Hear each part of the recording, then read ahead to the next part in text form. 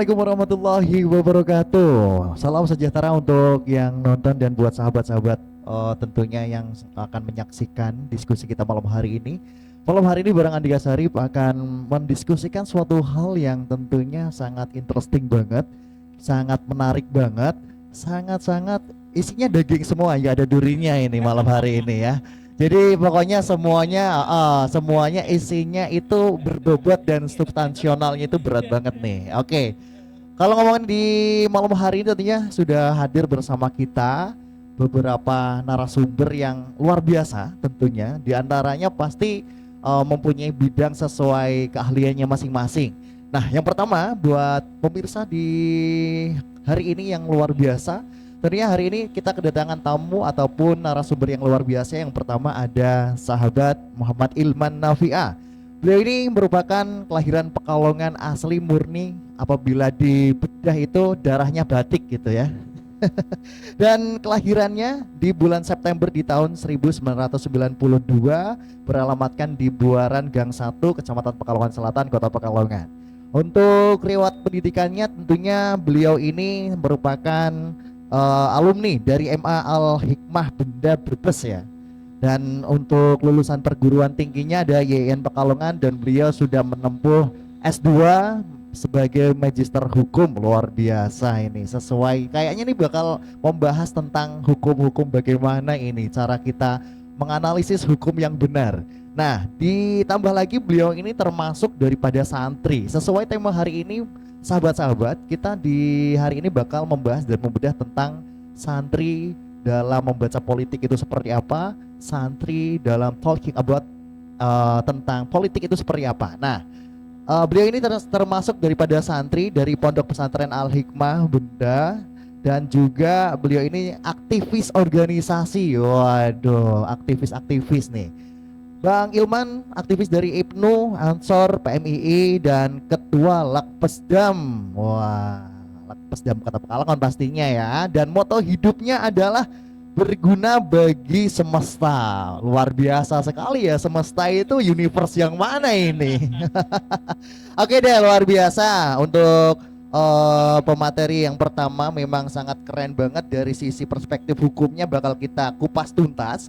Dan untuk pemateri yang kedua tentunya sangat luar biasa, dari ujung ke ujung baru ke tengah. Oke. Untuk yang selanjutnya pemateri yang luar biasa, ini beliau ini salah satu tokoh publik di Kota Pekalongan, di mana beliau adalah sahabat Muhammad Nur Soleh atau biasa dipanggil Ustadz Soleh, dan tentunya Kiai ya. Oke, nggak Gus ya, Kiai aja. Oke, Kiai Soleh, selamat malam. Dan malam hari ini beliau itu hadir bakal mengisi pemateri yang isinya itu bakal kita dengarkan sendiri. Kemudian beliau ini lahir asli dari Pekalongan juga. Ini kebetulan Pekalongan Tulen nih. Yang tengah bagaimana kita nanti bacakan CV-nya. Beliau kelahiran beliau ini kelahiran 30 November 1980. Baru ulang tahun kemarin Ustadz ya. Aku kok nggak dapat ini nih, pesta ulang tahunnya. Oke, untuk alamatnya tentunya beliau ada di Banyurip, Alit, Gang Hifal. Buat teman-teman mungkin yang biasa seliweran lewat Gang Hifal, bolehlah nanti meminta meminta banyu doa. Tapi jangan lupa bawa gula dan teh. Oke. Iya dong, harus masa mau cuman bawa diri doang, aduh nggak sopan banget dong. Jangan. Oke. Beliau ini juga mempunyai riwayat pendidikan dari MI Hifal karena rumahnya dekat dengan Hifal. Kemudian juga kebetulan MI Hifal. Terus MTS-nya ada di Hifal juga, MA-nya ada di Raudatul Mubtadiin. Dari perguruan tingginya ada STAI Solahuddin Al-Ayyubi, dan beliau tentunya dan pastinya santri juga dari Ponpes Raudatul Mubtadiin. Wah, Pemalang ya. Dan organisasinya ada IPNU, Ketua PRNU Banyurip Alit dari periode 2007 sampai dengan 2017. Dan juga yang pastinya ada Wakil Sekretaris MWCNU Pekalongan Selatan, dan saat ini masih menjabat sebagai Ketua PC Ansor Kota Pekalongan. Luar biasa sekali. Ini pasti bakal diulik berbagai bagaimana cara kita memanajemen organisasi dan bagaimana cara menghadapi organisasi menghadapi tahun-tahun politik, pastinya itu pasti yang akan dibahas ya. Dan kemudian untuk organisasinya tadi udah dibahas, untuk motonya, moto hidupnya itu selalu menjadi lebih baik. Wah, harus dong. Bagaimana setiap manusia, setiap pribadi itu harus bisa menjadi lebih baik lagi. Dan untuk yang pemateri yang selanjutnya nih yang ada di tengah, pakai batik sesuai dengan Kota Pekalongan, kota batik. Waduh, luar biasa. Icon ya. Sponsornya siapa? Gak ada. Ayo dong sponsor masuk dong. Oke, untuk pemateri yang ketiga yang di tengah, tentunya yang pakai batik ciri khas dari Kota Pekalongan, ada sahabat Muhammad Fala, dan beliau ini asli kelahiran Pekalongan juga. Kelahiran di tanggal 21 Februari tahun 1996. Ternyata kita tidak terpaut jauh secara usia ya. Tetapi secara yang lainnya aku enggak mau komen lah ya. Ya, oke deh. Beliau ini beralamatkan di Jenggot Situ, Pekalongan Selatan, Kota Pekalongan. Dan untuk riwayat pendidikannya ada di MIS Kertijayan, MTS-nya ada di MTS Hifal, dan untuk SMA-nya ada di MAS ataupun Masimbang Kulon, dan untuk perguruan tingginya ada di UIN Wali Songo Semarang. Dan beliau pastinya ini yang hadir tiga-tiganya adalah merupakan santri-santri tulen. Begitupun dengan Bang Falah, tentunya santri juga dari alumni Pondok Pesantren Ma'had dari Simbang Kulon ya, Mata Khusus dari Simbang Kulon, dan Raudatul Quran dari Semarang. Luar biasa santri-santri semua ini. Dan juga untuk organisasinya berarti perlu disimpulkan bahwa yang hadir pada malam hari ini, pada hari ini itu merupakan aktivis-aktivis semuanya. Begitu dengan Bang Falah, termasuk daripada aktivis, di mana organisasinya adalah ada Lurah Teater Mimbar. Wah, teater guys, aduh jadi teater itu ada lurahnya ternyata ya, tidak hanya desa ya, ternyata teater ada lurahnya. Oke deh. Dan juga pendiri Keroncong Angon. Waduh, Keroncong Angon Bulan Semarang, Keroncong Angon Bulan. Udah teater itu adalah seni pertunjukan, seni peran, ditambah keroncong itu adalah merupakan salah satu etnik musik di Indonesia. Luar biasa, komplit nih ya ternyata ya. Dan pendiri juga komunitas Banaloka Banawa Sekar. Wah, ini komunitas apa ini? Mungkin nanti sedikit gitu ya.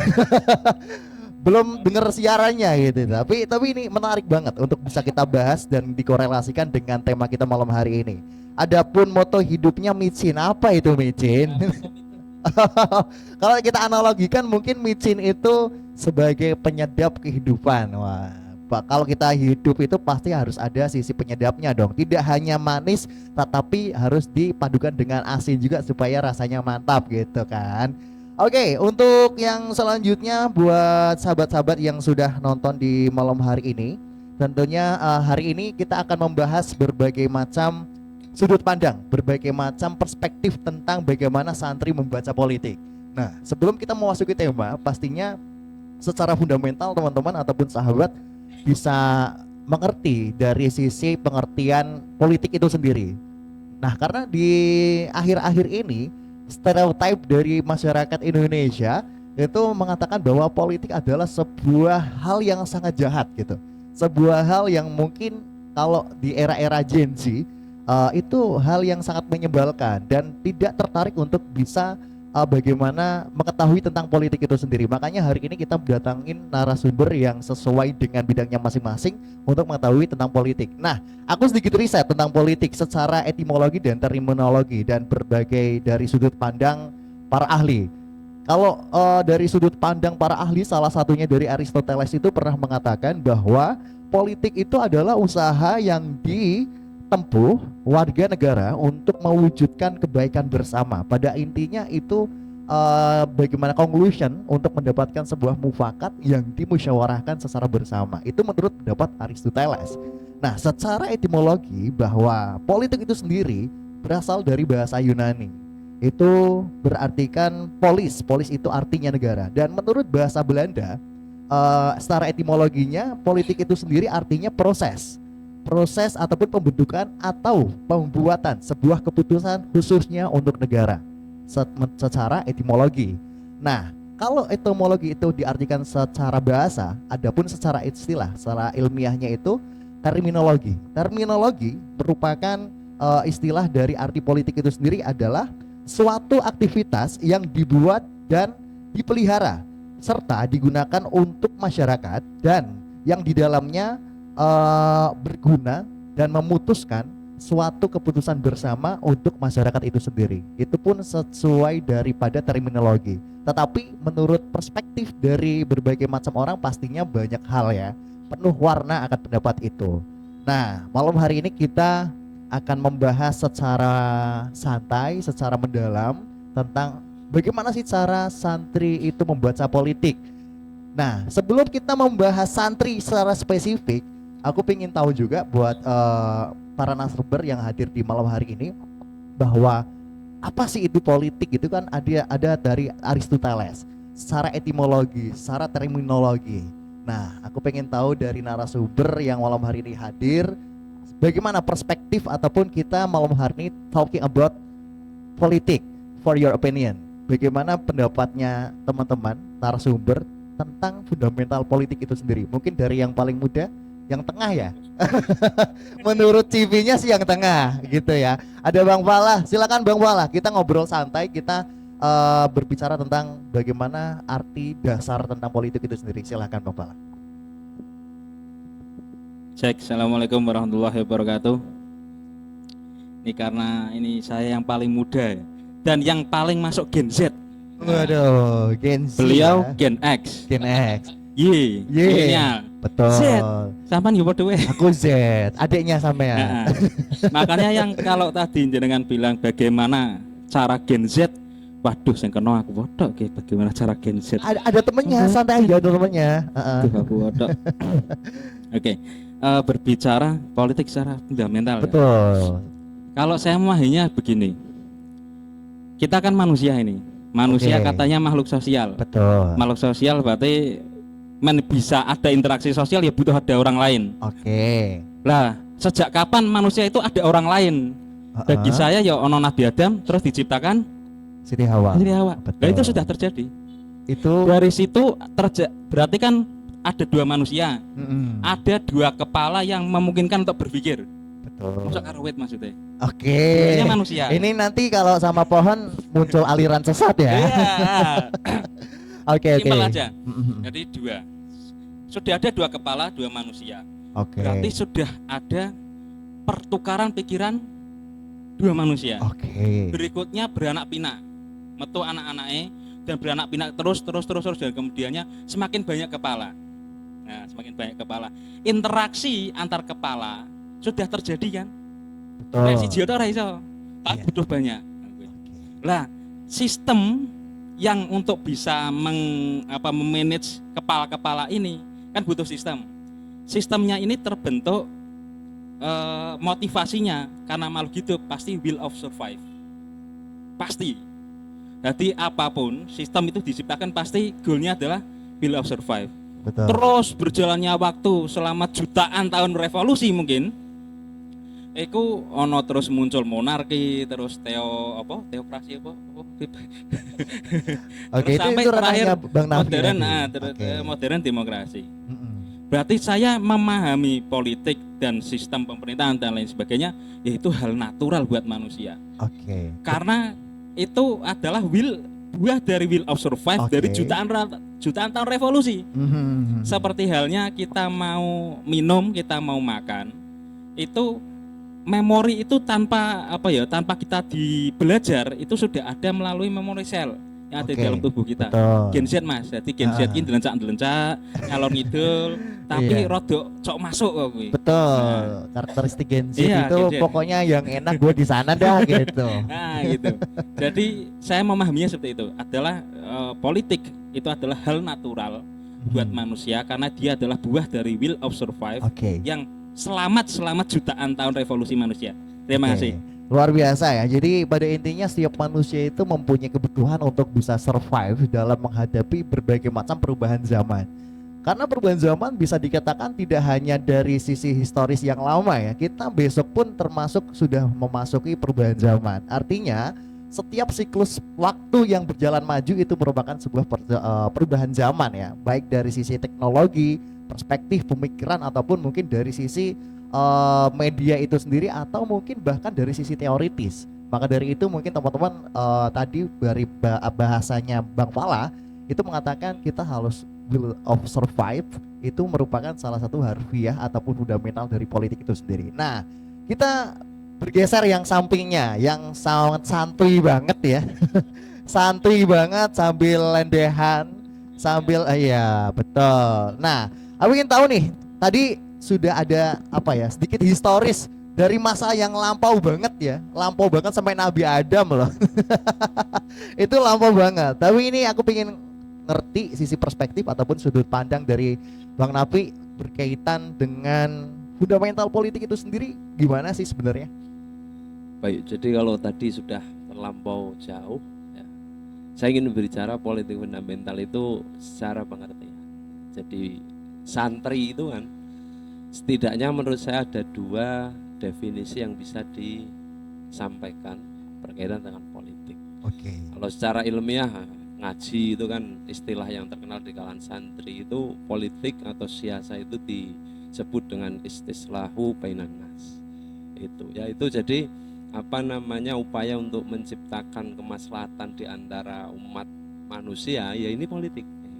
Okay. Tapi juga di luar itu setelah tadi juga ada secara ilmiah ada Aristoteles dan lain itu kan bagi saya selaku santri itu nggak tahu. Baru tahu itu ketika katakanlah sudah jadi kuliah, sudah ikut berbagai kajian-kajian atau forum ilmiah itu baru tahu, oh ternyata kok Aristoteles mengatakan yaitu kayak hanya bahasa lain saja, tapi intinya satu adalah istislahu bainan nas. Yang kedua, kita mendefinisikan politik itu dari praktek-praktek yang terjadi ya. Kalau politik itu berarti kekuasaan, kalau politik itu berarti keadilan, ketimpangan, kesejahteraan dan lain sebagainya.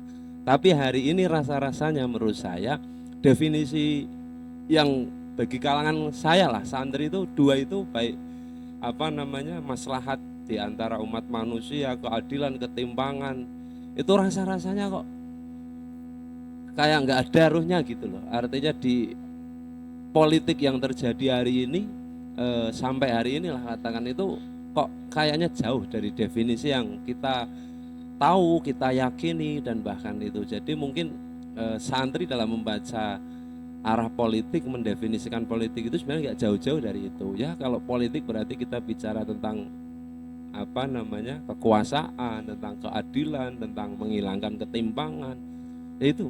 Tapi hari ini rasa-rasanya mungkin, nah ini bahasa sederhananya seperti itu. Mungkin itu dari saya, Mas. Oke, pada intinya bahwa di dalam Islam sendiri sebenarnya sudah mengajarkan secara syariah ya, bahwa politik itu adalah sebuah siasah dalam mencapai tujuan. Tentunya siasah itu sendiri perlu diartikan atau perlu didefinisikan dengan siasah yang baik menurut ajaran yang diajarkan baginda Nabi Muhammad pastinya. Dan anyway teman-teman, sahabat-sahabat yang nonton, tentunya next kita bakal ditayangin, pastinya nanti bisa komen-komen aja di kolom komentar. Nanti siapa tahu dari narasumber bakal atau dijawab, nanti diketikin via admin gitu, nanti bisa menjawab pertanyaan-pertanyaan yang ada di kolom komentar YouTube pastinya. Dan ini pemateri yang ketiga yang luar biasa, paling senior ya, luar biasa pengalamannya, luar biasa experience-nya sudah banyak berkaitan dengan pengalaman politik gitu kan. Ya tentunya dengan berbagai macam era, waktu itu pasti dari era bagaimana reformasi sampai kita sudah sedemokratis ini bagaimana. Nah tadi ada sudut pandang secara historis, sudut pandang secara istilah dari Islamiyah. Aku pengen ngerti nih bagaimana jawabannya dari Bapak Kiai, ya panggilnya Bapak Kiai Soleh, Ustadz Soleh, untuk bisa memberi perspektif tentang politik itu sendiri. Waduh. Tunggu Ustaz. Terima kasih sebelumnya, mohon maaf ini kalau tadi dari Gen Z ke Y, ini saya harus flashback paling belakang ini. Terima kasih. Sahabat-sahabat begini, kalau kita memandang politik itu lebih ke arah kepada kebutuhan. Oke. Karena politik itu bagian daripada bagaimana kemudian kita sebagai warga masyarakat memenuhi kebutuhan-kebutuhan kita. Bagaimana Tuhan itu sudah memesankan kepada kita, permohonan kita kepada Tuhan kan fid dunya hasanah wa fil akhirati hasanah. menggapai keduanya itu harus melalui proses politik. Sehingga kalau tadi ada tafsir yang mengatakan bahwa politik itu jahat dan lain sebagainya, itu mungkin sudut pandang politik dari sisi politik yang lain. Karena definisi politik itu nanti beda-beda saja. Ada kemudian politik praktis, politik kebangsaan, politik kerakyatan dan lain sebagainya. Bagi saya politik itu berawal dari bagaimana kemudian Allah Subhanahu wa taala itu menyampaikan bahwa ini ja'ilun fil ardi khalifah. Aku jadikan kalian itu sebagai pemimpin. Proses menuju kepemimpinan itu yang kemudian akhirnya melahirkan sistem. Baik itu nanti bentuknya sistem yang tadi disebut monarki sampai hari ini demokrasi pun nanti ada demokrasi terpimpin, ada demokrasi macam-macam. Itu muncul dari satu kalimat dalam Al-Qur'an, ini ja'ilun fil ardi khalifah. Proses itu kemudian berkembang dari tadi disampaikan Ustadz Falah itu dari mulai Nabi Adam. Yang sak nuri Nabi Adam ya. Ya. Dari awal penciptaan manusia, bahkan dari Qur'annya itu sendiri, bahwa itu memang betul sebelum Nabi Adam diciptakan Allah sudah membuat sebuah skenario bahwa nanti pada akhirnya manusia itu dalam mencapai kebutuhan hidupnya di dunia dan akhirat itu harus melalui proses politik. Lah, pemahaman politik itu sendiri, kalau tadi Mas Nafi sudah mengatakan istislah bainan nas, betul. Semua definisi siasah atau politik dalam Islam itu kalimat depannya pasti istislah. Kalau Al-Maghfurlah Mbah Kiai Dimyati itu sering mengutip istislahun nas ila thoriqil munjidun yan wa ukhron, bahwa proses usaha perbaikan menuju kebaikan di dunia dan akhirat. Itu Mbak Dim. Kalau saya lebih terinspirasi pada tafsir yang lain, bahwa siasah itu adalah istislahul khalqi wa irsyadihim ila thoriqil mustaqim al munji fid dunya wa ukhron. Bahwa politik adalah proses bagaimana usaha masyarakat yang bisa menjadi petunjuk bagi dia untuk bisa menjadi selamat di dunia dan akhirat. Karena kita tahu sendiri bahwa endingnya nanti dari politik itu adalah kepemimpinan. Nah, kepemimpinan itu sendiri nuwun sewu, bahwa as-siyasah mabniyatun ala aqidatiha. Politik itu kebijakannya akan terbangun berdasarkan apa yang ada di dalam pribadi seseorang itu. Lah, kalau orang kayak Mas Nafi ini kalau jadi wali kota, ya insya Allah kotanya makmur lah. Amin, amin, amin. Tapi kalau orang yang basicnya kemudian itu pendirian atau karakteristiknya bukan dari kita, maka yang terjadi ya mungkin seperti di luar negeri. Bagaimana kemudian perkawinan antar jenis diizinkan, kemudian peredaran minuman keras dibebaskan dan lain sebagainya. Itu bagian kepentingan yang harus kita lakukan. Maka ketika orang mengatakan politik itu najis, politik itu jahat dan lain sebagainya, mungkin dia memandang politik dari sisi yang lain. Kalau bagi kami santri-santri Pak ya, Pak Arif, Mas Falah dan Mas Nafi, politik itu keharusan. Karena politik ini adalah himmah daripada umat, sementara apa yang menjadi kepentingan umat fahuwa fardhu kifayah. Apa yang menjadi kepentingan daripada umat itu hukumnya fardhu kifayah. Maka di antara kita ini harus ada orang-orang yang mau masuk terjun ke politik, baik sebagai objeknya ataupun sebagai pelaksananya. Saya kira itu politik yang mesti kita pahami secara bersama-sama. Gitu Mas, terima kasih. Oke, luar biasa ya. Bisa dilihat secara experience beliau ini luar biasa. Dari mulai Nabi Adam aku kira udah awal banget ya. Ternyata masih ada lagi. Luar biasa, memang udah terbukti experience-nya.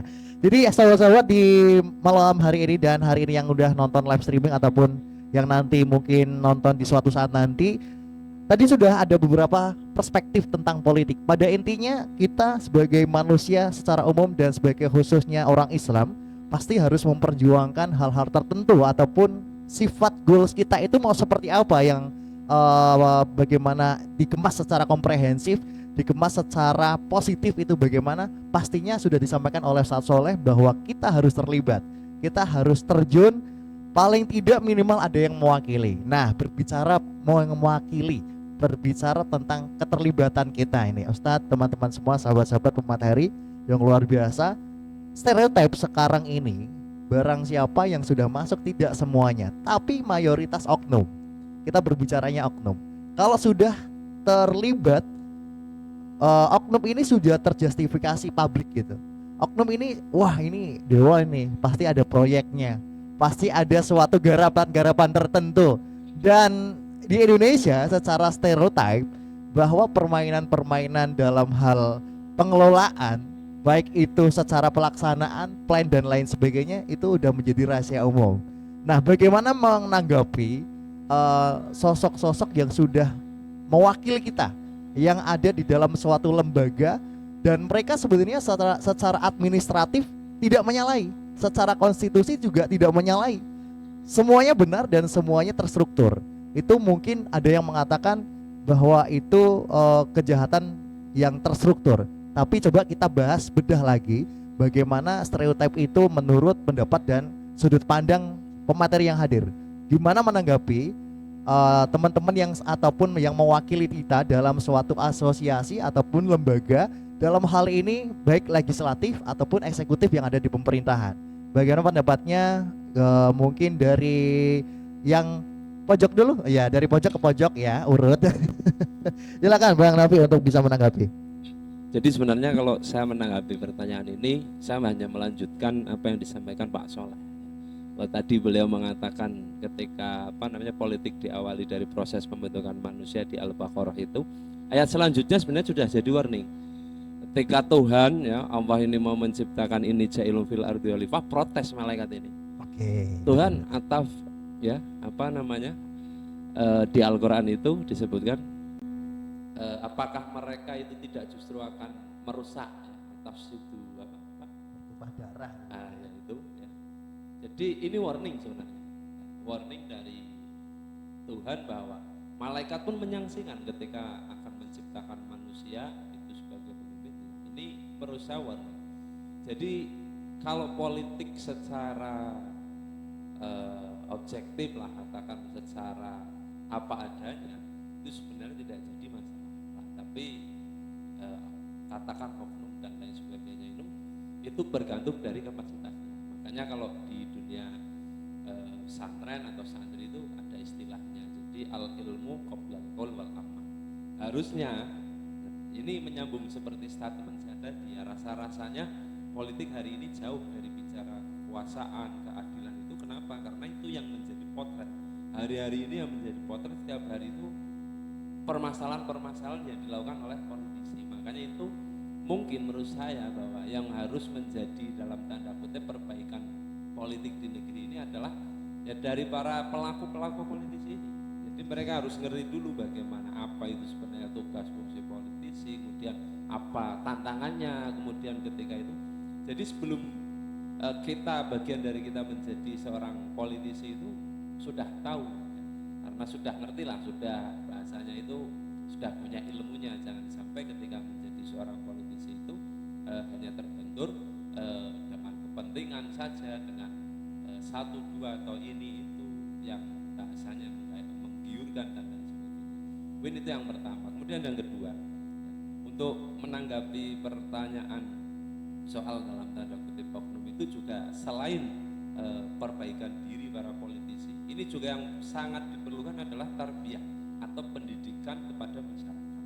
Selama ini yang kurang bagi saya mungkin, atau saya yang kurang mengikuti, tapi rasa-rasanya saya dan teman-teman apalagi kalangan pesantren yang hidupnya tidak jauh dari katakanlah ngaji dan lain sebagainya itu kurang mendapatkan asupan materi tentang politik. Karena hari ini bicara politik itu sudah banyak definisinya. Ada mengatakan saya no politik praktis, saya politik kebangsaan. Oh saya tidak ikut partai politik, tapi ternyata jadi relawan. Jadi relawan loh. Siapa tuh? Ya ada. Artinya di kalangan kita ini ada apa ya namanya istilahnya ngerampok istilah menurut saya. Hanya istilah-istilah banyak, tapi sejatinya itu tidak terkonsolidir.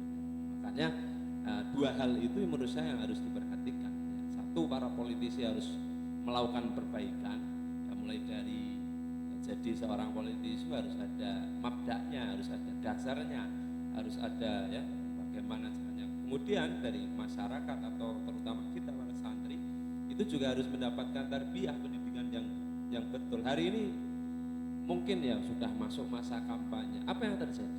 Ya, saya tidak menyinggung pasangan, tapi yang kita jadi bahwa hari ini bagaimana politik itu tersuguhkan di antara kita itu adalah saling menjatuhkan, saling justifikasi dan lain sebagainya. Sedikit yang mengatakan ini programnya baik, dikritisi programnya, oh ini misinya, visinya baik. Hari ini rata-rata ya kita bisa lihat.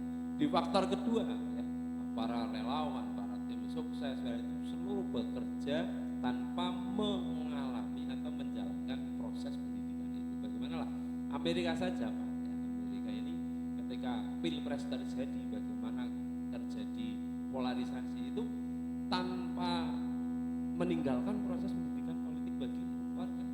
Yang transaksional itu Amerika sudah melewati itu, tapi nyatanya masih terjadi polarisasi, terjadi ya bahkan sentimen agama pun nggak mungkin kan, rasional kita, bayangan kita Amerika masa terjadi politisasi agama. Kalau kita pergi ya, Mas Arif pergi ke Las Vegas kan belum tahu kan, belum pernah kan. Nah itu coba Las Vegas itu LA kan, pernah LA. Lemah Abang. Oh Lemah Abang. Kalau saya kebetulan sudah ya, walaupun lewat Google Map. Ya. Tapi kita ya melihat itulah, ya melihat itu bahwa mungkin dua persoalan itu yang perlu kita lakukan itu menurut saya. Ya. Tapi sebelum dilanjut Bang Pala ya, luar biasa tadi bahwa pada intinya kalau memang teman-teman serasa layak dan dipercaya dengan teman-teman ataupun beberapa orang yang mempercayai pastinya untuk mewakili di entah itu eksekutif ataupun legislatif, pada dasarnya harus dilandasi dengan ilmu-ilmu tertentu. Terlebihnya dalam mengelola diri, dalam mengelola akhlak dan mengelola etika pastinya. Politik tanpa etika kita sudah tahu sendiri bagaimana stereotipnya. Nanti bisa komen ya, boleh komen-komen. Dan yang paling penting pesan untuk Kesbang Pol, jangan lupa untuk ngasih program pendidikan politik ke kita. Jangan cuma sekali setahun, setahun 3 kali lah. Biar kita itu pemerataan kadernya tahu politik. Buat Bapak Kesbang Pol mohon ya ditonton. Oke. Selanjutnya Bang Pala silakan bisa dilanjut. Ya terima kasih.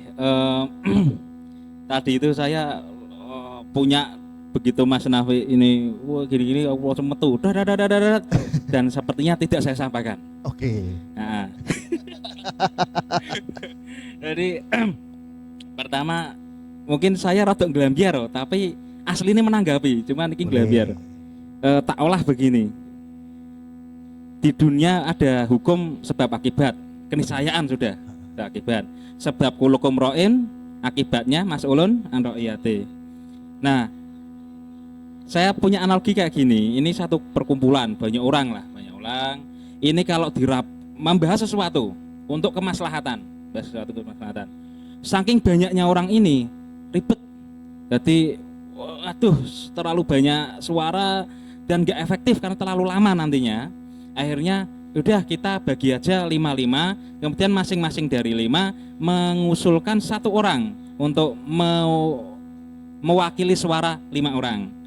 Dari masing-masing 5 orang memajukan 1 orang, menunjuk 1 orang yang dirasa oleh 5 orang ini mewakili suara 5 orang. Nah, kemudian per masing-masing wakil ini baru membicarakan yang tadi kemaslahatannya. Ini lebih efektif daripada yang tadi karena sudah dibagi 5 berarti, karena 5 maju sisi bener kok bagi 5 cara matematika. Jadi bagi 5. Oke, kita hitung-hitungan bareng guys ya malam hari ini. Kira-kira demikian. Nah. Oke, iya. Nah, sekarang ada problemnya gini.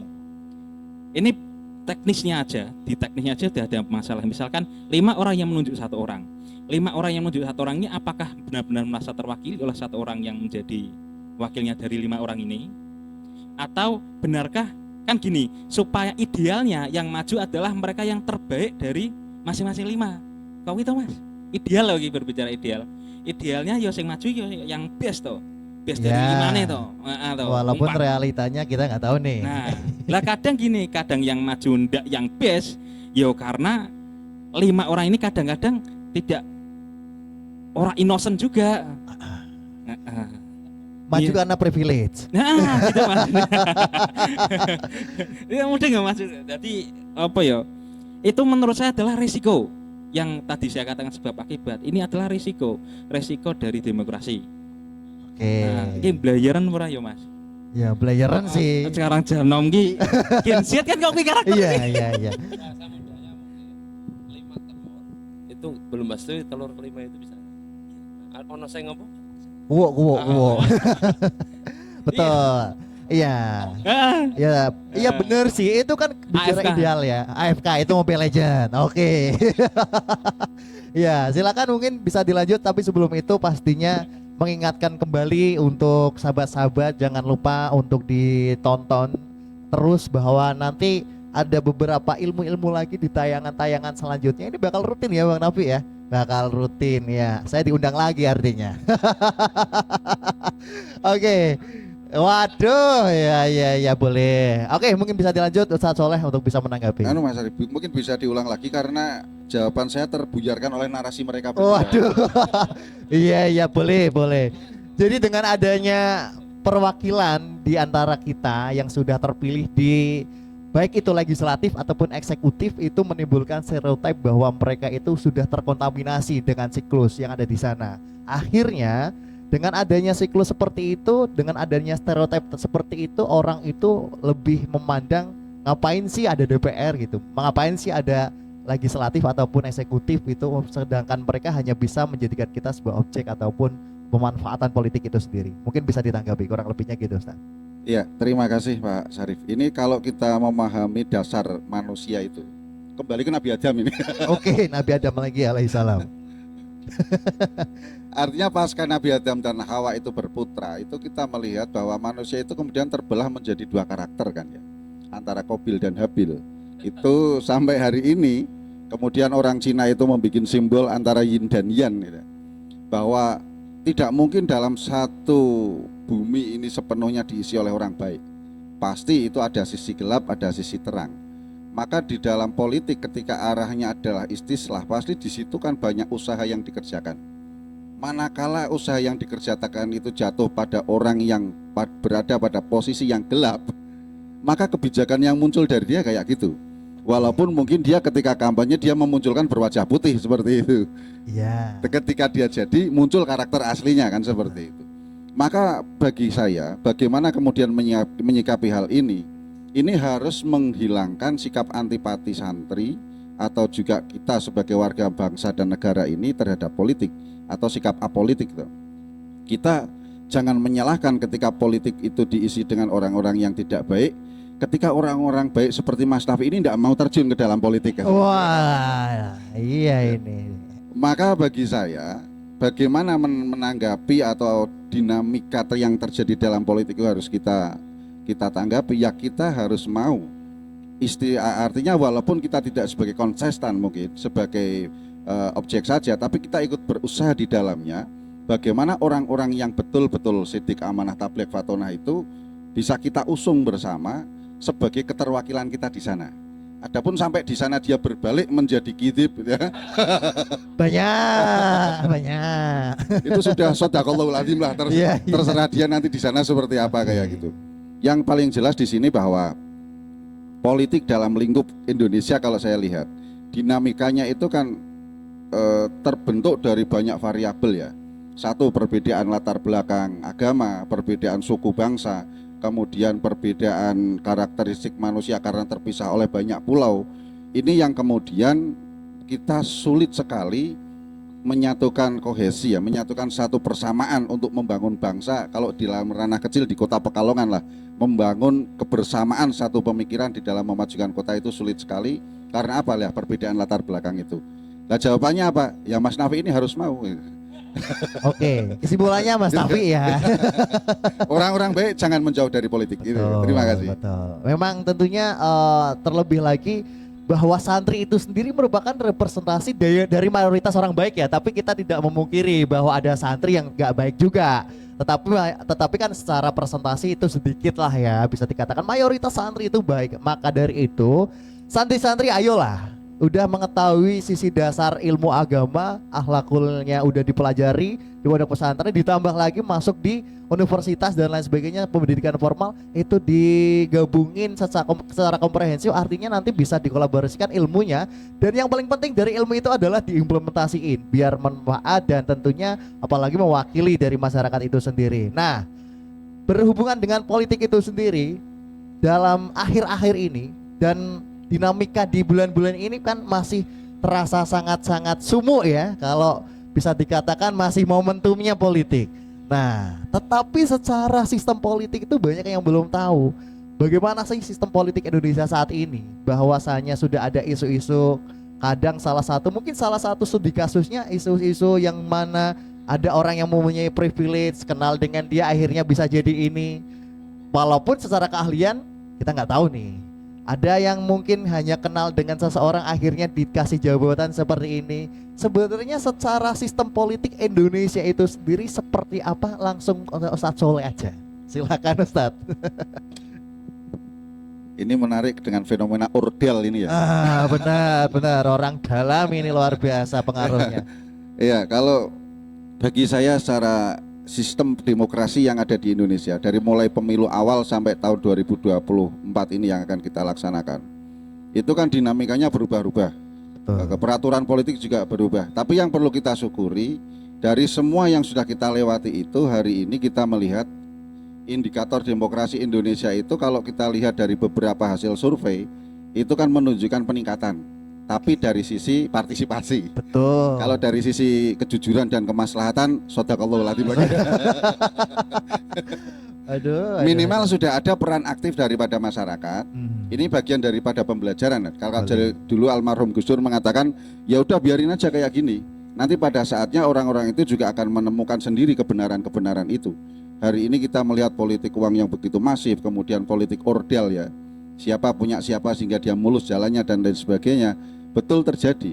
Bahkan penegakan hukum sendiri hari ini kita juga masih melihat bagaimana penegakan hukum itu masih belum seperti apa yang kita harapkan. Banyak kasus-kasus besar yang tidak terselesaikan.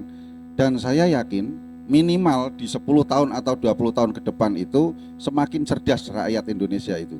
Ketika mereka semakin cerdas, maka afiliasi politik ataupun kebijakan politik yang muncul dari Gen Z ini ya. Iya. Mungkin Mas Nafi serak menangi ya sudah kok. Aduh, aku aminin atau enggak? Artinya melihat survei dari indikator politik yang ada kita sudah semakin baik. Insya Allah saya optimis bangsa ini akan menuju ke emasannya ketika nanti adik-adik kita atau teman-teman sahabat-sahabat kita yang ada di junior kita itu semakin memahami sistem politik yang ada dan mereka mau berpartisipasi di dalamnya. Gitu Mas Sarip. Luar biasa. Dan tentunya berkaitan dengan sistem politik Indonesia sendiri, berkaitan dengan nanti peran Gen Z itu sangat berpengaruh karena pada pemilihan sekarang pun mayoritas itu adalah milenial dan zilenial. Itu harus kita poles bagaimana mereka itu tahu bagaimana sistem dan politik secara akurat, politik secara komprehensif, dan bagaimana cara memilih sosok yang tepat itu seperti apa. Tetapi perlu diketahui juga bahwa Gen Z itu adalah salah satu makhluk ya, salah satu makhluk yang unik. Apapun bagaimanapun mereka itu makhluk yang sangat penasaran dengan segala sesuatu. Makanya diprediksikan Indonesia bakal menjadi Indonesia emas di tahun 2045 itu karena sisi kepenasarannya itu. Nah, maka dari itu bagaimana sisi kepenasarannya itu bisa bisa dikoreksi ataupun bisa diarahkan ke sisi keilmuan tentang politik. Kembali lagi ke sistem politik Indonesia, ke Bang Falah nih. Bagaimana sistem politik Indonesia sendiri menurut Bang Falah perspektifnya? Saya lebih tertarik tadi yang bahas Gen Z-nya gitu. Oke, kita Gen Z bareng-bareng deh. Soal masa depan yang tadi disampaikan optimisme Pak Yesoleh ini saya sangat sepakat, saya sangat setuju, dan saya termasuk yang mungkin akan mencoba merealisasikan. Amin. Karena bagian dari. Amin, berarti kudune. Iya. Nah, lah ini saya jelas tidak. Setengah saking berarti ya. Itu Mas Nafi. Lah ini karena gini Mas, kita kan sekarang berada di masa di mana info itu overflow. Oke, overflow. Kita nggak minta muncul. Neng Facebook biasa golek apa ya iklane gue. Iya, berdasarkan algoritma. Kita searching apa yang muncul itu. Apaan pro pada sesuatu ya pro terus pokoknya. Atau membaca yang kontra. Aduh. Kan maksudnya dibacanya kayak gitu. Sudah tersistem. Oke. Nah, lah orang Gen Z ini yang menarik, dia hidup di lingkungan yang seperti itu.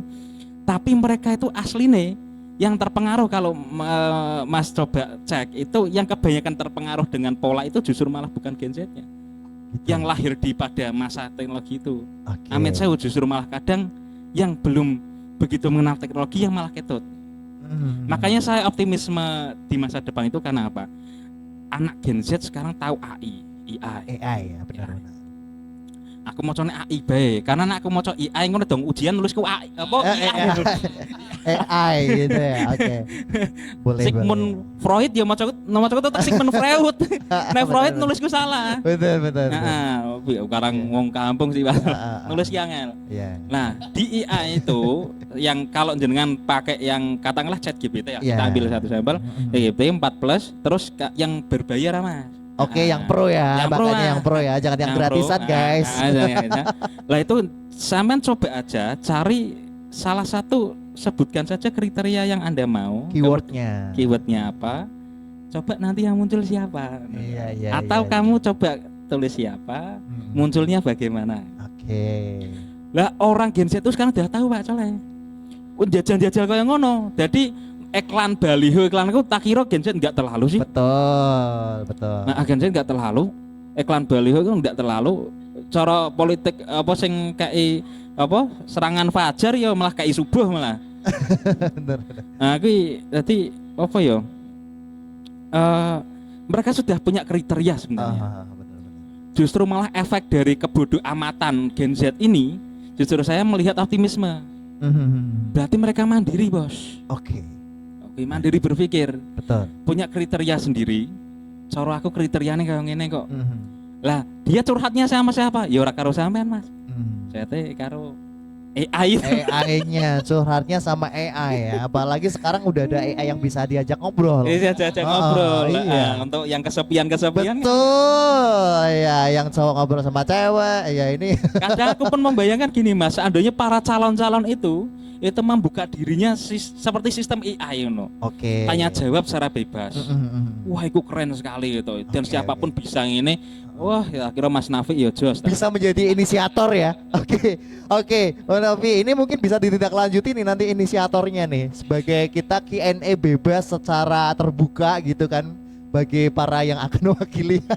Mungkin siapa tahu bisa ada customer service-nya gitu kan, mungkin bisa. Nah, kembali ke pertanyaan Bang Nafi, bagaimana sistem politik yang ada di Indonesia? Sebelum jawab sistem politik ya, saya ingin menanggapi dulu dua. Agaknya saya dipojokkan, duduknya paling pojok. Ya. Keterlibatan saya cukup saat ini ya terlibat lah, tapi kalau terlibat terlalu jauh, saya harus izin Kapolda dulu Pak. Ya. Nah, posisi saat ini punya polisi dapur. Satu. Dua ya kita itu santri, jadi butuh perintah atau dakwah guru. Itu mungkin hal-hal yang menjadi prinsip bagi saya. Tapi kalau memandang sistem politik saat ini, menurut saya simpulkan dengan dua kata ya, sistem politik di negeri ini adalah terbuka tapi tertutup. Ya. Artinya terbuka bahwa sekarang tidak ada diskriminasi seperti kaos saya ini, stop diskriminasi. Ya. Oke, sudah disiapin gimmicknya guys. Enggak ada ya.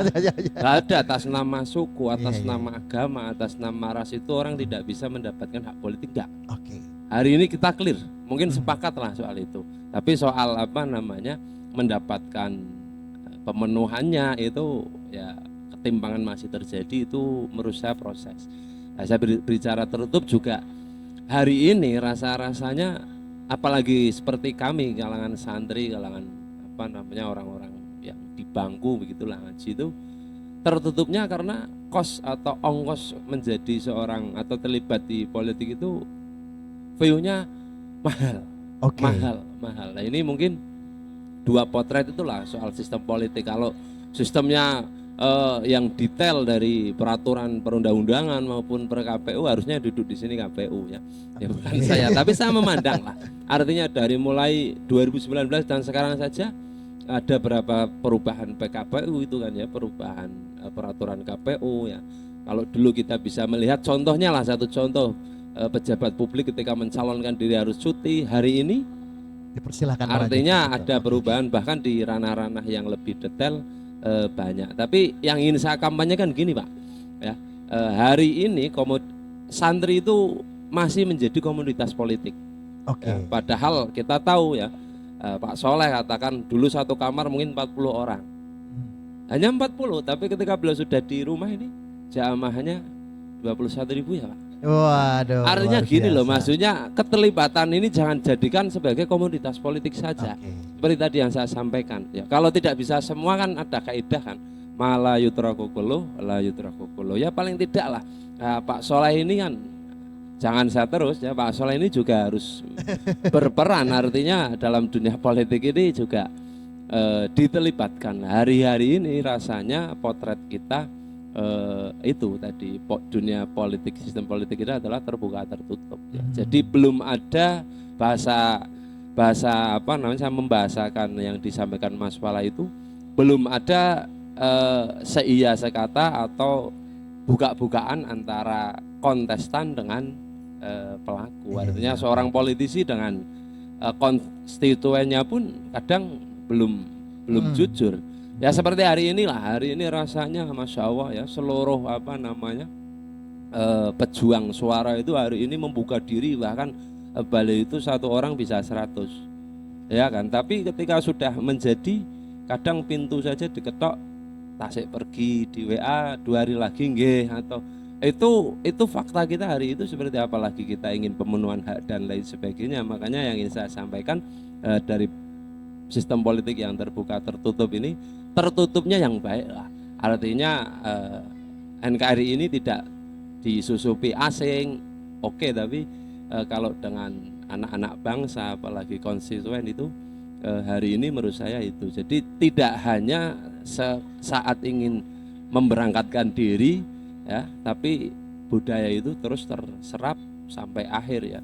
Kalau saya itu tanggung jawabnya dilantik, katakan dilantik 2 periode berarti 10 tahun ya, 10 tahun itu face seorang politisi itu baik eksekutif maupun legislatif, kalau harapan saya itu seperti ketika mau mencalonkan diri ya, terbuka, semprengseh, paling tidak awean rokok lah begitu paling tidak. Iya, oke, luar biasa. Teman-teman, tentunya di hari ini sangat menarik. Tentunya ada pembahasan yang sangat luas dari mulai perspektif santri secara fundamental sampai dengan tadi AI ya. Dan kita berbicara membaca dari fluktuasi peristiwa politik Indonesia saat ini, di mana konstitusi itu merupakan sebuah produk dari politik itu sendiri. Sebagaimana ketika diputuskan konstitusi A itu merupakan produk politik. Nah, teman-teman, hari ini kita melihat dan menyaksikan bersama di dalam berbagai media bahwa yang menjalankan ataupun yang merorganize berjalannya pesta demokrasi ini adalah KPU itu sendiri. Nah, KPU itu sendiri pengawalan pemilu. Tapi yang perlu dipertanyakan, pemilu dari tahun ke tahun, dari generasi ke generasi itu ada perubahan beberapa sistem yang tadi sudah disampaikan Bang Nafi ya, di mana sekarang eksekutif pun bisa menjalankan tugasnya tanpa harus perlu cuti.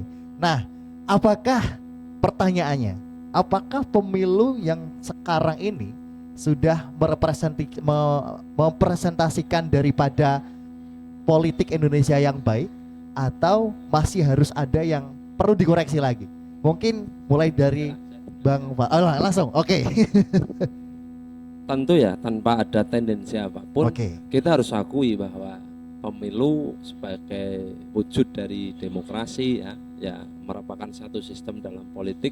Hari ini kita harus angkat topi, artinya kita harus junjung bahwa ada keterlibatan. Kalau dulu mungkin era awal ya, pemilu di bawah belum selesai, Jakarta sudah mengumumkan siapa yang menang. Iya, benar. Kalau sekarang sama-sama sudah diumumkan, yang satu katakan klaim menang, yang satu klaim menang, artinya sudah ada perbaikan. Meskipun perbaikan itu menurut saya masih perlu untuk disempurnakan, karena apapun beberapa poin-poin yang menjadi perhatian publik itu ya itu harus diakomodir lah oleh para penyelenggara atau para pelaku atau panitia. Hari ini pun lah soal sosialisasi, mungkin kritik saya ya, penyelenggara itu harusnya hari ini ya mensosialisasikan bagaimana pemilu berlangsung itu harusnya lebih masif. Tapi nyatanya hari ini ya sosialisasi itu justru masif dilakukan oleh para kontestan. Oke, benar. Hari ini loh ya sampai RT, padahal ya harusnya dari penyelenggara itu juga sosialisasi itu sampai RT ya, tidak hanya sekitar. Itu mungkin satu catatan ya yang perlu dilakukan evaluasi itu. Dan yang kedua, menurut saya menanggapi tadi ada yang ketinggalan yang ingin saya sampaikan, bahwa dalam sistem politik saat ini selain apa yang menjadi kebutuhan bersama itu harus dilakukan.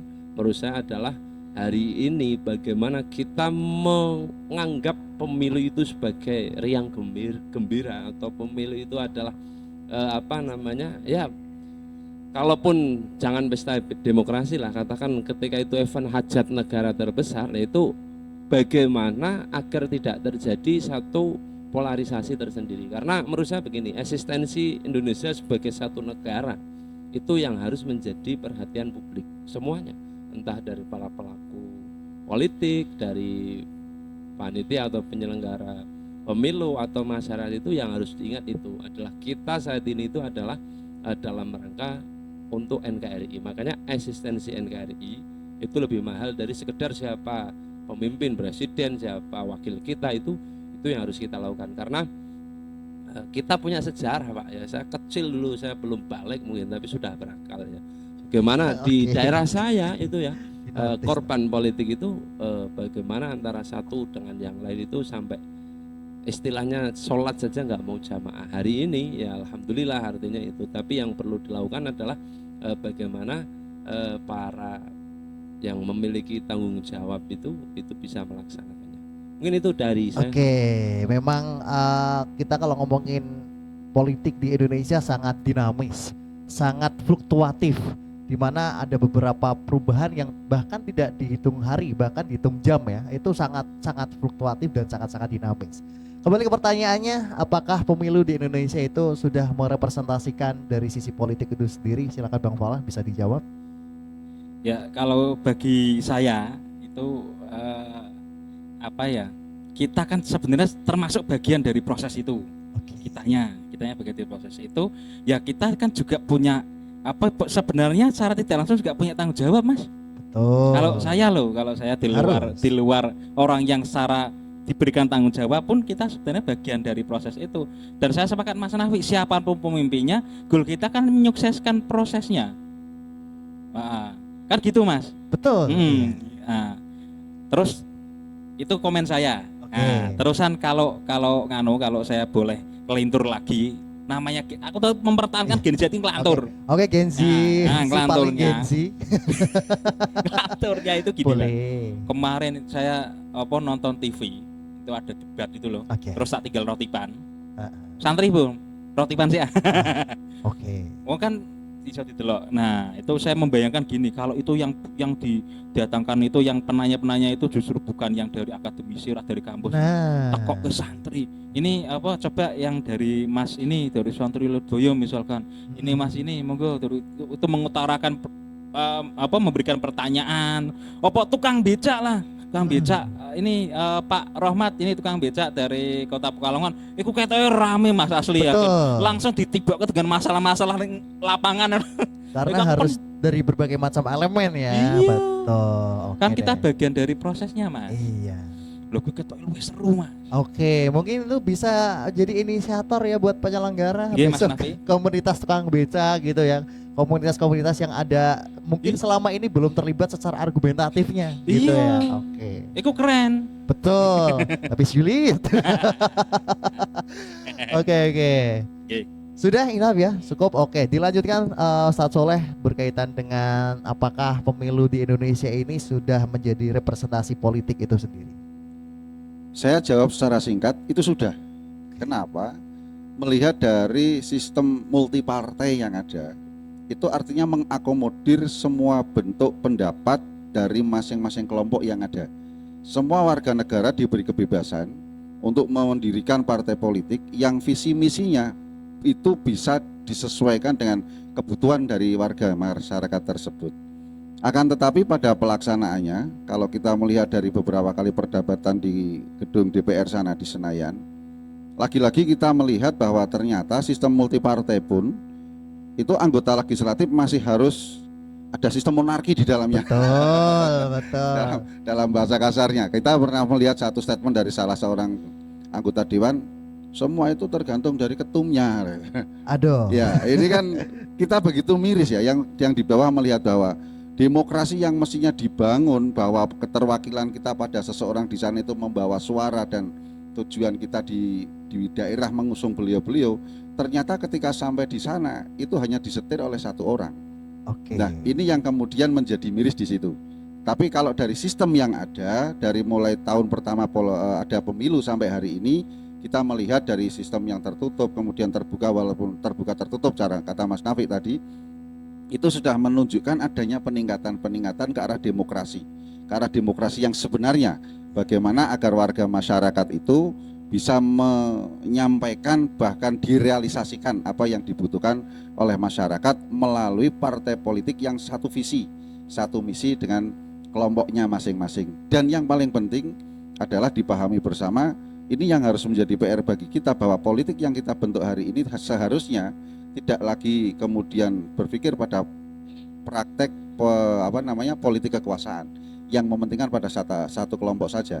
Tapi harus berpikir bahwa politik yang kita bangun hari ini adalah politik kebangsaan. Seperti beliau berdua, para masyayikh tadi menyampaikan ya. Kepentingan kita itu harus yang pertama adalah kepentingan bangsa dan negara. Tapi ya ndonga mawon lah. Karena banyak di antara kita itu ketika hari seperti ini mereka bermuka manis, berkalimat manis, tapi selesai ya sodaqallahul adzim lagi. Kita berapa kali lagi nih sodaqallah. Kita hanya bisa mencoba mengikuti dalam arus perubahan. Mungkin ke depan ada dari antara kita itu yang kita anggap ini mewakili kita. Ya, yang mereka-mereka dulu seperti itu jangan lagi kita pilih. Pemilih ke depan harus cerdas, harus lebih cerdas dari yang ada sekarang. Gitu aja Mas Syarif. Oke, luar biasa. Teman-teman, tentunya para penonton di pertemuan hari ini ada banyak ya. Tentunya masih ada beberapa pertanyaan yang bakal aku ajuin. Tentunya di next mungkin masukan nih buat, harusnya ketika sudah dibawakan tayangan seperti ini dari pihak-pihak terkait ada inisiasi, misalkan penyelenggara, Mas kayaknya ini medianya cocok untuk bisa bersosialisasi secara efektif dan efisien. Wah itu kan boleh ya gitu kan.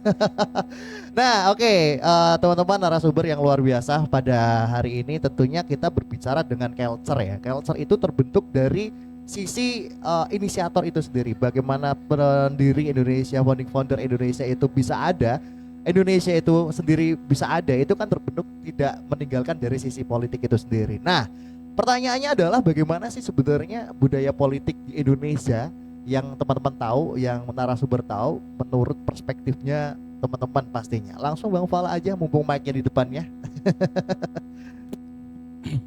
Ya ini karena kebetulan di lingkungan saya itu sering membicarakan budaya. Di salam budaya. Salam budaya, masuk boleh. Budaya apa? Pokoknya salam modal.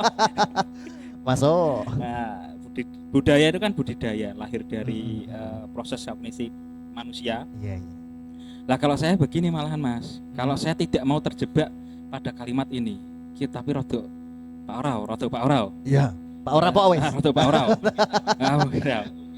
Jadi misalkan kalimat nguri-nguri budaya Mas. Oke. Kenapa tidak menciptakan budaya? Ini harus dijawab saya nih, aku materi ini ya. Ini retoris saja. Maksudnya ya benar. Kenapa?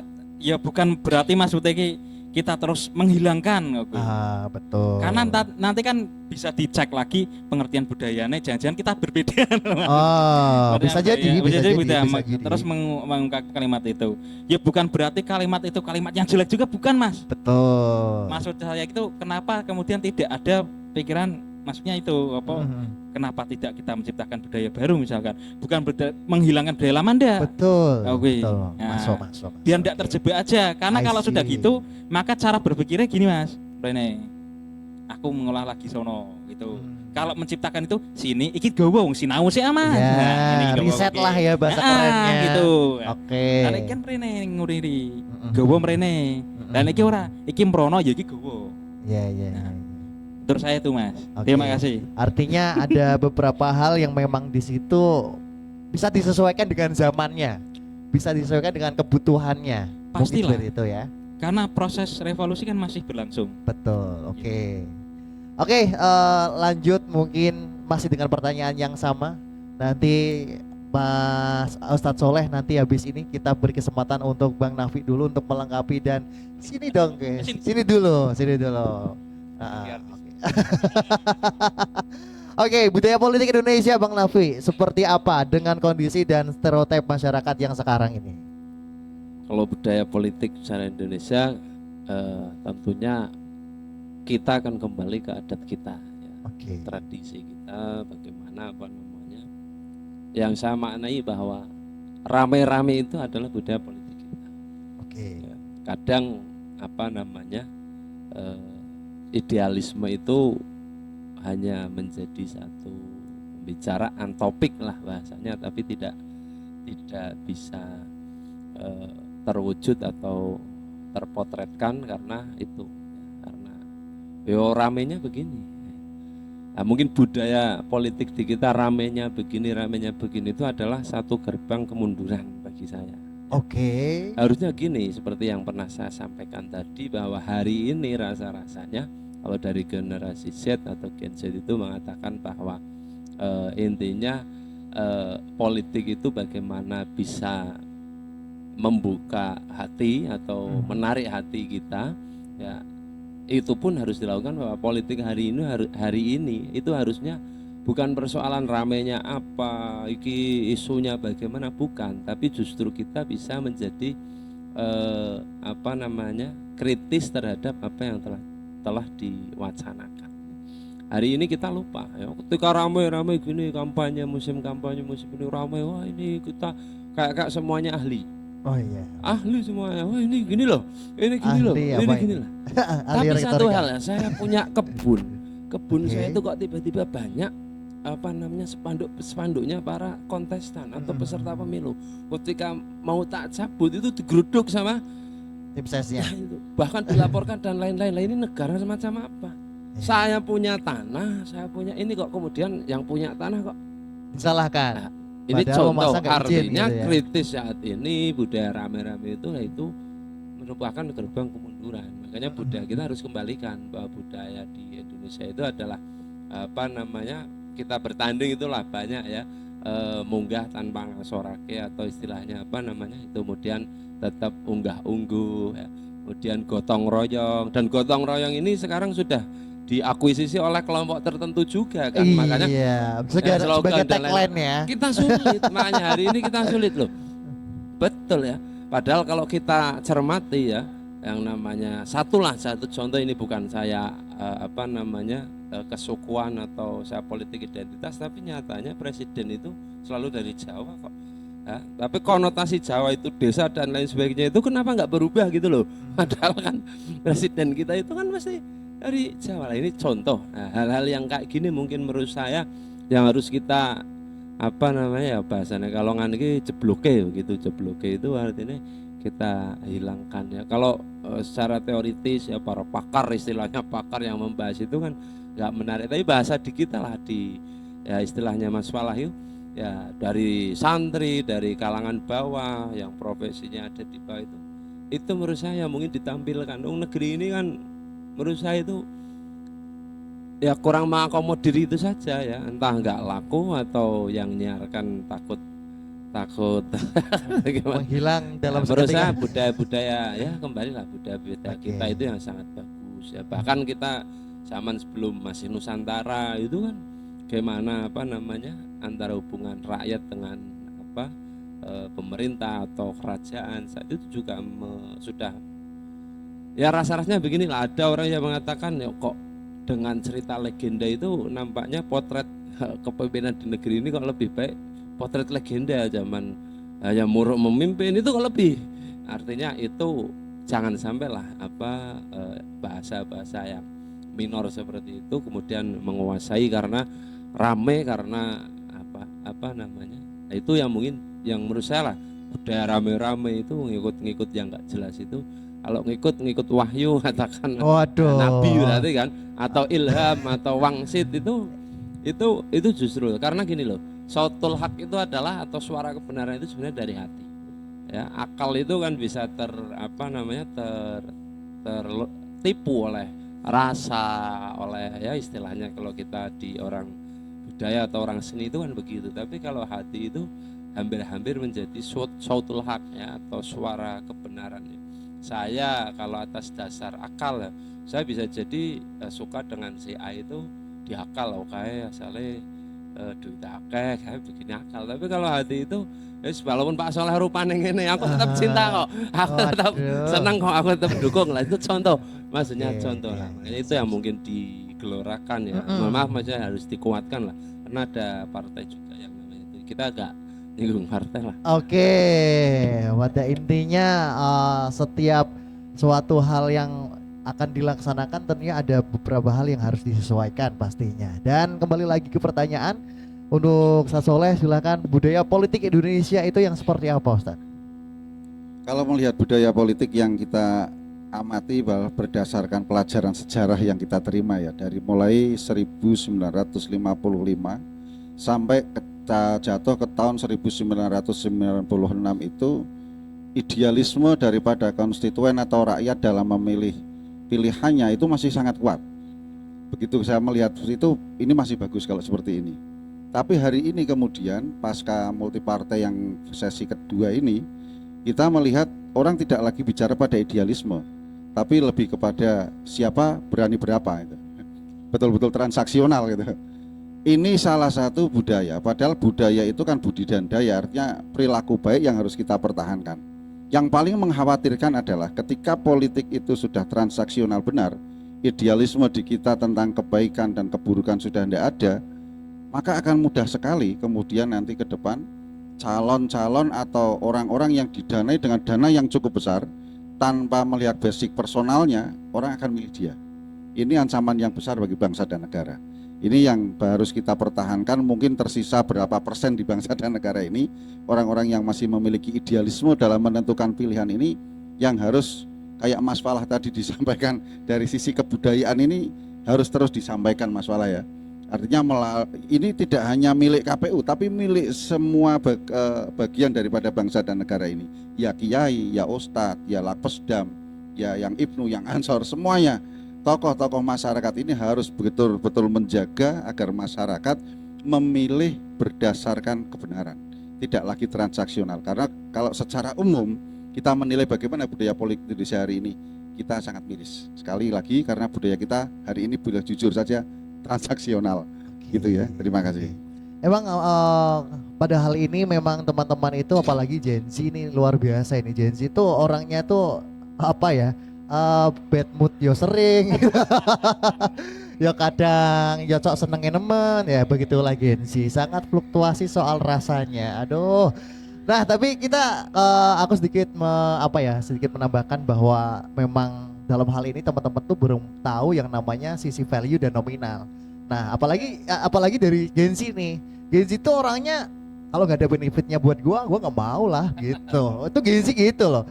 Mereka tuh lebih kalkulatif daripada melihat sisi value. Kalau nominal itu bisa dihitung secara angka, tapi kalau value itu adalah adjustment ataupun pengakuan dari seluruh ataupun sekitarnya, paling tidak seperti itu. Nah, dalam hal ini pernah aku mendengar sebuah quote of the day bahwa kata-kata dari salah satu waktu itu senior mahasiswa yang ada di Jakarta pernah mengatakan bahwa sepintar-pintarnya kita, secerdas-cerdasnya kita, tanpa kekuasaan kita tidak bisa apa-apa. Artinya dalam korelasi pertanyaannya adalah sepenting apakah kekuasaan di Indonesia dalam menggapai tujuan, apakah kita harus saling sikut menyikut? Karena kalau kita berbicara kekuasaan, ini ibarat gula yang dikelilingi oleh semut-semut yang siap menyongsong gula itu. Artinya pertanyaannya langsung, berhubung mic-nya ada di depan Bang Falah. Langsung, bagaimana sih arti ataupun important dari power itu sendiri di Indonesia? Kekuasaan, sepenting apakah kekuasaan di Indonesia? Silakan Bang Falah. Oke, saya ini tadi malah melihat pertanyaan jenengan ki malah apa? Pengantar dan pertanyaannya rada orang bridging ya.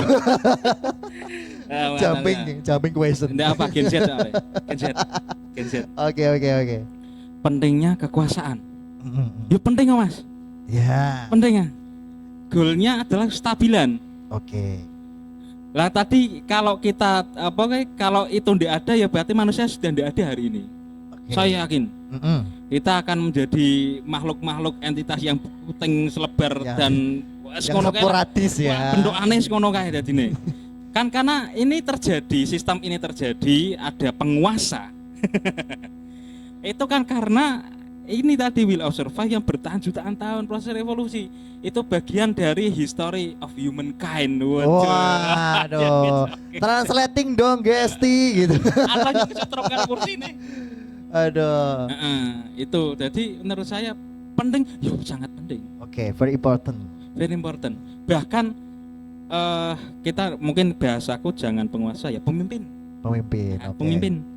Bahkan kata salah seorang kiai itu apa bejane pemimpinnya kuwi amit sewu rak pati anu pun ikut tetap lebih baik daripada tidak ada pemimpin. Maksudnya kalau saya mengartikan kalimat itu gini Mas. Karena kalau tidak ada pemimpin, ini apa manusia ini bisa jadi nggak ada. Iya. Nggak ada. Iya. Yakin aku. Ini dikutip dari berbagai referensi, pastinya iyalah ya. Betul. Karena ini sistem ini nyatanya bertahan selama jutaan tahun revolusi. Itu maksud saya. Dan sekarang itu masih berevolusi. Ya. Nanti bentuknya itu kan usulan teknis. Betul. Itu aja Mas.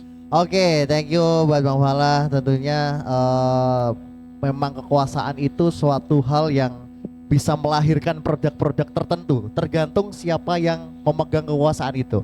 Kalau dalam ilmu dasar dari Ibnu itu sendiri kan di Makesta itu paling dasar itu kan sudah diajarkan bagaimana menjadi sosok leadership. Wah, aku pas gitu turu Mas. Pas turu ya, podo Mas. Kalau kita mengatakan pemimpin itu beda dengan pimpinan, artinya itu suatu hal yang berbeda secara definitif. Bagi kamu yang belum tahu, makanya ikut Ibnu. Belum ikut Ibnu kelewatan, ikutlah Ansor. Kalau misalkan Ansor udah kelewatan, ikut NO pastinya. Oke, lanjut kembali ke pertanyaan. Seberapa pentingkah kekuasaan yang ada di Indonesia? Kita ke Mas Afi dulu deh.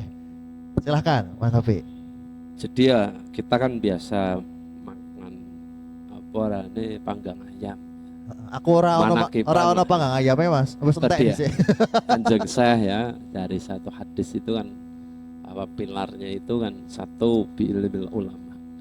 Nah itu kalau mau bangun moralitas, kita bangun kualitas kehidupan gitu, itu kan satu adalah dengan ilmu atau para akademisi lah bahasanya kalau secara umum seperti itu. Kemudian kedua itu dengan bi'adil zumara atau umara.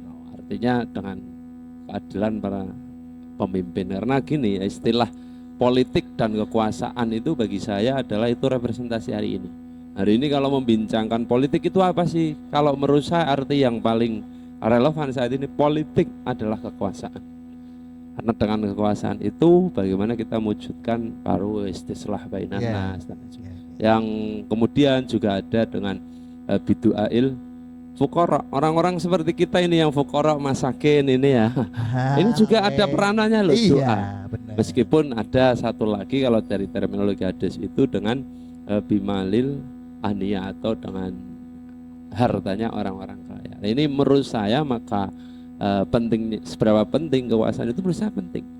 Bahkan tanpa pemimpin itu seperti tadi yang sudah dijelaskan panjang lebar ya, ini jailung fil ardi khalifah, meskipun kemudian di ayat selanjutnya itu ditambahi dengan ataj'alu fiha mayusitu fiha wa yasfiku dima, diragukan oleh malaikat ya.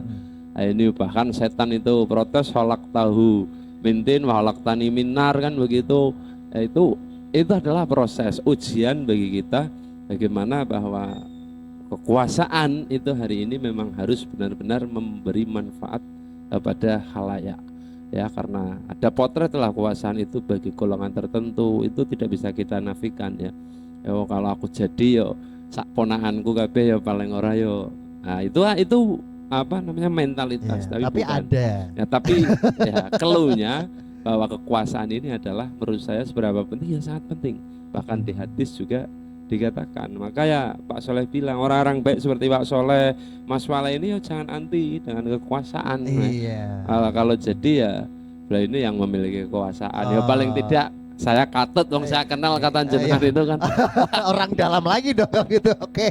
Oke, luar biasa. Lanjut lagi nih Ustaz Soleh. Berkaitan dengan pertanyaan ini memang sangat menarik. Ini bahwa pemuda-pemuda saat ini kan masih apa ya? Masih belum tertarik dengan kekuasaan. Nah, seberapa pentingkah kekuasaan di Indonesia menurut Ustadz Soleh?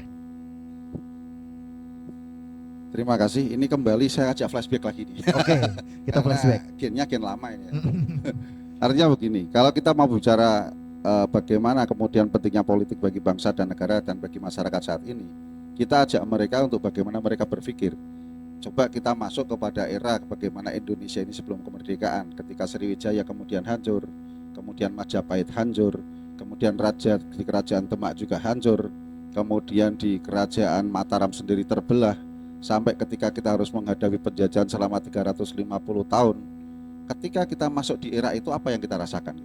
Coba kita ajak mereka itu untuk berpikir, apa yang kita rasakan ketika Anda ada pada zaman itu, ketika bangsa dan negara itu dalam keadaan kegonjang-ganjingan dalam penjajahan dan lain sebagainya. Maka semua pasti akan sepakat, kami tidak akan mampu untuk hidup di zaman seperti itu lagi kan. Semua itu terjadi karena politik kan. Politik yang terjadi saat itu menjadikan bangsa dan negara dalam keadaan chaos seperti saat itu. Kemudian kemerdekaan yang ada sampai hari ini, kita bisa sekolah dengan bebas, bisa mengekspresikan apa yang kita inginkan dengan bebas, bahkan sampai ekspresi yang kayak gitu-gitu kan ya, bebas semua di media sosial. Kenapa? Ya karena kemerdekaan yang kita raih. Kemerdekaan yang kita raih itu adalah bagian daripada politik. Kalau kita bicara lebih luas lagi, kalau kita melihat penjajahan yang dilakukan oleh bangsa Israel kepada Palestina, kemudian HAM dilanggar begitu hebatnya sampai genosid, tidak ada satu bangsa pun yang bisa menghentikan itu. Karena apa? Karena politik di PBB itu ya dikuasai hanya oleh 1-2 negara yang menjadi anggota tetap. Ketika semua bangsa ingin gencatan senjata, tiba-tiba Amerika veto. Betul. Nah, maka dari itu, bagi sahabat-sahabat atau teman-teman pemirsa yang lain, seberapa penting politik? Sepenting kita menjaga pasangan kita. Waduh, aduh baik yang punya pasangan dong, Ustaz. Aduh, iya, aduh, iya. Ya untuk bisa kita hidup normal, baik ya sebagaimana sepenting kita menjaga istri, anak atau mungkin pacar kita ya. Aduh yang jomblo gimana, Ustaz? Aduh. Ya oke, thank you, luar biasa. Memang kalau kita ditarik secara historis lagi, bahwa kekuasaan itu sangat penting. Indonesia pun bisa merdeka karena waktu itu pada era penjajahan Jepang itu the vacuum of power. Akhirnya kita menciptakan gerilya pemuda waktu itu untuk segera memproklamirkan Indonesia supaya merdeka. Artinya kekuasaan itu sangat-sangat penting. Bahkan berdirinya Indonesia itu karena di Nusantara ini gak ada kekuasaan. Maka dari itu kita rebut kekuasaan supaya kita berdiri menjadi Indonesia yang merdeka. Lanjut dari pertanyaan yang terakhir dalam perjumpaan kita hari ini, mungkin buat teman-teman dan para pemirsa yang penasaran ingin bertanya sesuatu dengan next question gitu, bisa langsung di kolom komentar, nanti bisa kita vote. Next kita agendanya bakal tema apa nih? Nah, kembali ke pertanyaan dulu. Pertanyaan sekaligus closing statement di pertemuan hari ini, tentunya sebagaimana sih sistem demokrasi Indonesia dan apa sih saran ataupun perspektif dari para pemateri untuk demokrasi Indonesia? Silahkan dari Bang Nafi. Kalau sistem demokrasi menurut saya sudah sangat baik ya di Republik ini. Artinya dalam Islam lah, terminologi Islam itu juga ada sisi yang menyesuaikan daerah tertentu. Jadi kalau sistem menurut saya sudah baik di Republik ini, tinggal satu adalah para pelakunya itu berbenah diri, kemudian masyarakat juga mendapatkan pendidikan yang baik. Entah itu kalau politik berarti memiliki pendidikan politik yang baik ya, tapi kalau hal lain juga sama. Karena basis dua itu menurut saya menjadi solusi. Kemudian khusus terkait soal politik maupun kekuasaan itu ya, menurut saya tidak ada lagi siapapun lah, entah generasi Z atau anak muda atau orang-orang dewasa, orang-orang yang sudah senja, itu juga tidak ada kata larangan. Karena Rasulullah itu kan dalam surat Ar-Rum ya disebutkan Ar-Rum ulibatir rum, artinya Rasulullah juga tidak anti dengan kekuasaan. Artinya itu dari terminologi Islam. Bahkan kalau kita mau berbuat apa sih, kalau Anda nggak bisa menyentuh kekuasaan, bisa apa? Paling Mas Arif ya bisanya hanya orasi ya, seperti Mas Falah tadi ya, paling bisanya hanya ya berkata-kata. Itu. Kemudian yang ketiga yang ingin saya sampaikan bahwa demokrasi di negeri ini jangan dinodai dengan kepentingan pribadi. Artinya sesuai realnya lah. Demokrasi entah itu yang ada di lembaga negara, entah itu yang ada menjadi pengawas maupun pelaku, atau yang di masyarakat sebagai kontrol sosial, itu layaknya berjalan ya. Bahkan kalau saya bisa kampanye ya santri atau itu harusnya negara itu harus membiayai lah ini. Tanpa jumlahnya ini kalau katakan jumlahnya yang sangat banyak ini ini menjadi kekuatan yang sangat besar untuk menjadi suksesi negara dalam tanda kutip ya, bukan suksesi tertentu. Dan soal terakhir yang demokrasi, menurut saya pesan saya satu, mari kita bersama-sama ya mengentaskan ketidakadilan ya, mengentaskan kemiskinan ya. Kita bareng-bareng lah mewujudkan bahwa Indonesia ini negara yang maju ya. Semua berjalan di relnya. Masyarakat harus mendapat pendidikan, harus mendapat sektor-sektor yang lain sebagaimana haknya. Begitu pula dengan pemerintah maupun para politisi maupun pemegang kebijakan, itu ke depan harusnya sudah tidak ada yang ditutup-tutupi. Artinya akses yang bisa diakses oleh masyarakat itu sudah tidak ada pengecualian. Mungkin itu dari saya, Mas Arif. Oke, bisa langsung dilanjut Bang Falah untuk menanggapi bagaimana sih sistem demokrasi Indonesia saat ini? Ya kalau saya karena rada akhiran ya, rada Pak Pakem Siti, mari kita ini, kalau saya terutama untuk bagi saya pribadi, karena saya kebetulan ini belum begitu aktif di dunia itu justru malah pesan bagi saya pribadi terutama, mari kita sama-sama sadar bahwa kita adalah bagian dari Indonesia dan segala kerumitan di dalamnya dan segala hal positif di dalamnya. Pokok pertama sadar dulu menjadi bagian dari Indonesia.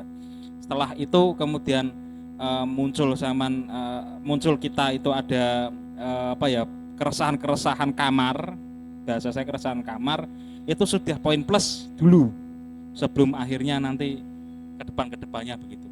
Jadi saya kira titik tolaknya adalah sadar, terus kemudian selanjutnya wis gampang insya Allah. Langsung dilanjut Ustadz Soleh untuk sekaligus closing statement di pertemuan kita hari ini, untuk bagaimana sih bentuk demokrasi Indonesia saat ini yang sudah berjalan, sekaligus closing statement. Iya, terima kasih Mas Arif. Bentuk demokrasi kita hari ini, kalau menurut saya itu sudah merupakan wujud implementasi dari sila keempat kerakyatan yang dipimpin oleh hikmat kebijaksanaan dalam permusyawaratan perwakilan. Walaupun masih banyak nilai-nilai yang perlu kita perbaiki, akan tetapi sistem yang sudah dibentuk oleh bangsa dan negara sampai hari ini itu sudah bentuk implementasi daripada pengamalan sila keempat. Itu bagi saya sudah cukup baik. Adapun kedepannya bagi saya ini adalah tanggung jawab serta harus diikuti peran serta di lingkup kita, lingkup kaum Nahdliyin ya IPNU dan IPPNU ini. Karena apa? Subhanul Yaum Rijalul Khot. Wajah Indonesia ke depan seperti apa? Seperti wajah panjenengan hari ini. Waduh, wajah saya gimana nih? Berlengoh. Ya, jadi bagaimana wajah bangsa ke depan? Ya bagaimana pemuda hari ini mengukirnya. Ketika mereka mengukir dengan baik, dengan penuh kebijakan dan lain sebagainya, saya yakin Indonesia ke depan akan lebih baik. Tapi jika pemuda kemudian terperangkap dalam hal-hal yang negatif, tidak peduli kepada bangsa dan negara, Indonesia ke depan seperti itu yang terjadi. Terima kasih Mas Arif. Luar biasa. Baik pemirsa, tentunya dalam dialog santai bagaimana santri membaca politik, pada intinya santri jangan pasif tapi aktif untuk menyongsong Indonesia yang lebih progresif. Wah, tagline hari ini. Baik, tentunya buat para sahabat-sahabat jangan lupa untuk nonton lagi di pertemuan-pertemuan selanjutnya dialog santai bareng Lakpesdam Kota Pekalongan. Sampai ketemu lagi. Wallahul muwaffiq ila aqwamit thoriq. Ilaliko ma'assalamah. Wassalamualaikum warahmatullahi wabarakatuh.